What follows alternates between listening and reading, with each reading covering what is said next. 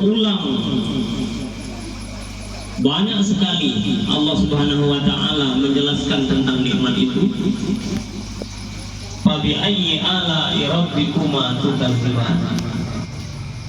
Maka nikmat mana lagi yang kalian dustakan? Kita nih Pak ya, kalau kita renungkan, diam tidak bergerak saja kita sudah mentransfer, menerima nikmat-nikmat Allah. Uang lah tidak pernah sehat atau yang sakit.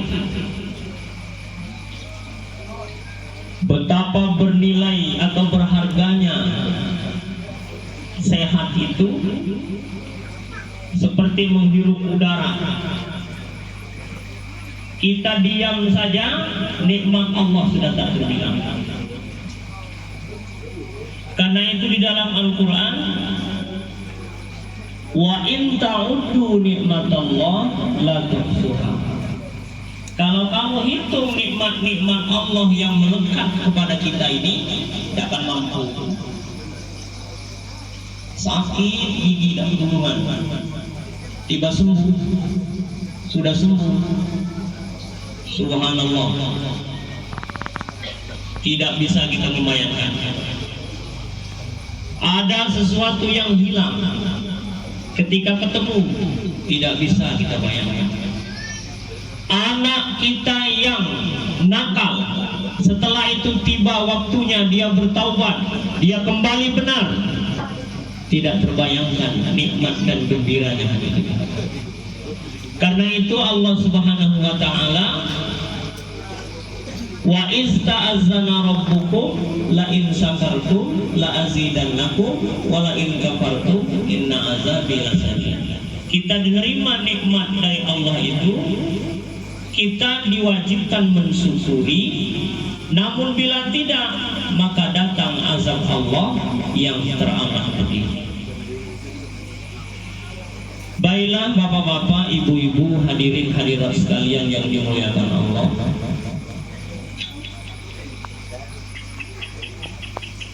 Setelah 30 hari kita puasa, kita marilah merenung Bapak Ibu. Pak Doni menerima nikmat, anaknya dihitangkan. Kita juga banyak menerima nikmat dan rahmat dari Allah Subhanahu wa taala. Kesemua nikmat yang kita terima itu, Pak, kalau kita kaitkan dengan ilmu tauhid yang mesti kita yakini, ada beberapa hal yang harus kita ingat. Kita orang Islam nih, Pak. Rukun iman kita itu ada 6. Iman kepada Allah, malaikat, kitab, Rasul, hari akhir. 5. Tambah singkong. Iman kepada qada dan qadar.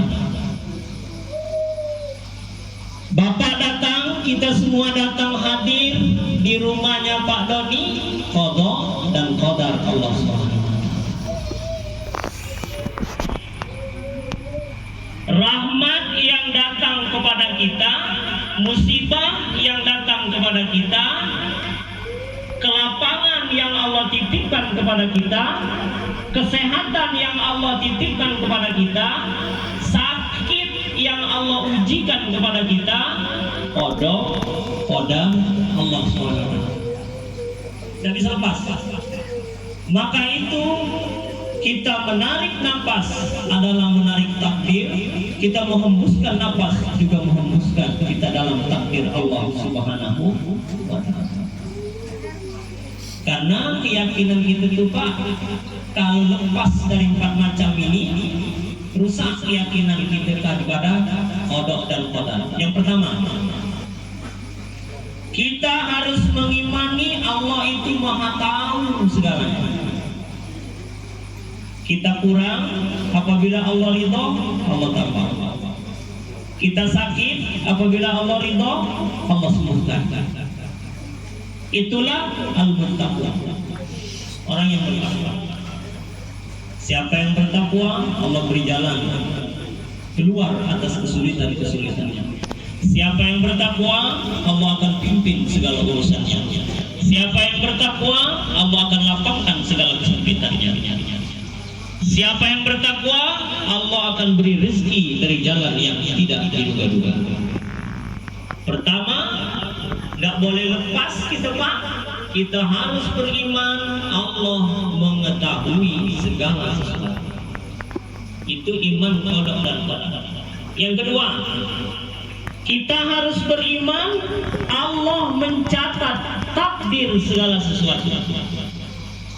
Ini orang hidup sekian tahun, senang atau susah, berjodoh, kesimpulannya, tinggal di sini, putus umur di sini, meninggal di sini, dalam keadaan bahagia atau sengsara, Allah tulis di namanya di Lauhil Mahfuz. Yang kedua, tidak boleh kita ada iman itu. Pak Doni dikaruniai anak seorang laki-laki berhitam tanggal sekian, yang menghitamkan si Anu, si Bulan dan si A dan segala macam, tercatat, terbukukan di Lauhil Mahfuz. Sudah dua, coba ya.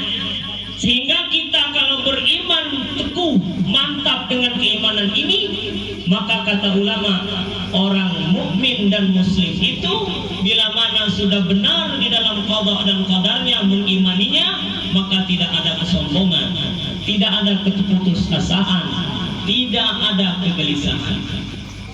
Sudah dua. Yang ketiga, mengimani bahwa kehendak Allah itu hak di muka bumi ini. Makanya di dalam doa itu Pak, Masya Allahu kana wa ma lam yasha lam yakun. Apa yang dikehendaki Tuhan pasti terjadi, dan yang tidak dikehendaki Tuhan pasti tidak terjadi. Yang terakhir, kita mesti mengimani di dalam qada dan qadar itu apa? Mengimani Allah Subhanahu wa Ta'ala mencipta segala sesuatu dan berikut perbuatannya. Tapi kita manusia ini Pak, ada milih, ada Allah ciptakan takdir memilih. Sehingga ada yang baik kita pilih baik, sehingga ada yang buruk kita pilih buruk. Di saat kita menerima nikmat, ada kewajiban bersyukur. Di saat kita menerima ujian, ada kewajiban bersabar.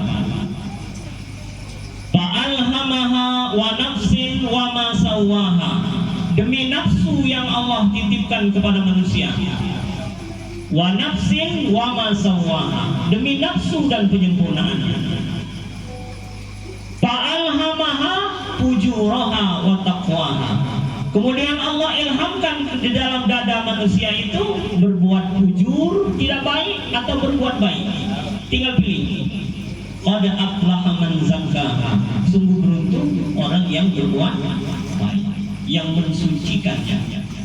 Oleh karena itu, pada kesimpulannya, apa yang kita terima berupa nikmat adalah yang terbaik bagi kita, anugerah dari Allah, maka kewajiban kita mensyukurinya, apapun bentuk dan jumlahnya. Karena kenapa?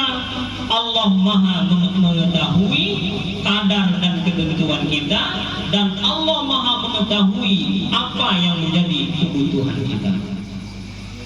Bapak-bapak, ibu-ibu, hadirin hadirat sekalian yang dimuliakan Allah, sebagai penutup, marilah sisa umur yang Allah titipkan kepada kita ini Pak, marilah kita sama-sama belajar, kita sama-sama meningkatkan usaha kita di dalam membersihkan jiwa kita ini. Karena sekali lagi sering kita dengar dari penceramah-penceramah, dari ustaz-ustaz, kita tidak tahu kapan Allah menghabiskan umur kita ini. Kita tidak tahu sampai kapan kita ini hidup. Kalau kita bisa hitung-hitung, kalau seandainya umur kita masih 1 tahun, berarti 12 bulan lagi. Kalau 12 bulan itu 11 bulan kita gunakan di dalam taat kepada Allah Subhanahu wa taala, sungguh beruntung kita. Kalau 11 bulan itu kita gunakan 9 bulan dalam kelalaian dan kesia-siaan, na'udzubillah. Kalaupun Allah titipkan umur yang ada pada kita ini tidak nyampe sebulan lagi, maka alangkah ruginya kita menyia-nyiakan waktu, alangkah ruginya kita menyia-nyiakan kesempatan yang Allah berikan kepada kita. Karena itu Bapak, Ibu sekalian, marilah saya dan bapak-bapak sekalian, saudara-saudara, momen syukuran Idul Fitri ini, marilah apa pengajaran Ramadan yang kita terima 30 hari selama bulan Ramadan itu, marilah Bapak Ibu sekalian kita praktekkan di 11 bulan di luar bulan Ramadan. Kita mulailah bersabar terhadap apa yang ada di depan kita. Kita mulailah untuk meningkatkan keimanan dan ketakwaan dengan semakin memperbaiki hubungan silaturahim sesama tetangga. Karena tidak beriman seseorang, tidaklah beriman kepada Allah dan Rasulnya orang yang tetangganya tidak aman dari keburukannya. Inilah bapak-bapak, ibu-ibu yang dapat saya sampaikan. Mudah-mudahan bermanfaat bagi kita semua. Ala kulli hal, marilah kita senantiasa saling berwasiat di dalam kesabaran dan kebenaran, saling berwasiat di dalam silaturahim untuk meningkatkan iman dan ketakwaan kita. Utamanya marilah kita doakan pada kesempatan ini Ananda Doni Anwar ini senantiasa terkabulkan hajat dan pintanya, anak yang dihidangkan sedianya, mudah-mudahan Allah Subhanahu wa taala senantiasa beri kemudahan kepada jalan yang diridhoinya. Tanpa bimbingan, tanpa pimpinan, tanpa hidayah dari Allah Subhanahu wa taala, apakah kemampuan kita sebagai manusia? Kemana kita berjalan kalau tidak karena hidayah Allah Subhanahu wa taala? Kemana kita mendapat sesuatu kalau tidak karena hidayah Allah Subhanahu wa taala? Hidayah Allah masih sehatkan mata, hidayah Allah masih sehatkan hati, hidayah Allah masih sehatkan fisik kita ini. Karena itu jangan sekali-kali kita Bapak Ibu sekalian kita melalaikan nikmat-nikmat yang Allah telah berikan kepada kita.